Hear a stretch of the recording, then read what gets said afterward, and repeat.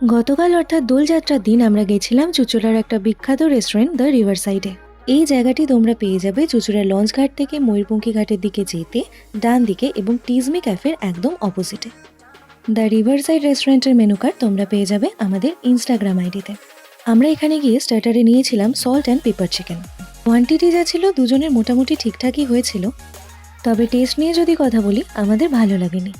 তার সাথে নিয়েছিলাম আমরা 1 প্লেট এগ চিকেন নুডলস। এটারও কোয়ান্টিটি ঠিকঠাকই ছিল, তবে এগ এবং চিকেনের পরিমাণ যথেষ্ট কম। প্রথমে যখন আমরা খেলাম তখন আমাদের কিরকম স্বাদবিহীন লাগলো খাবারটা।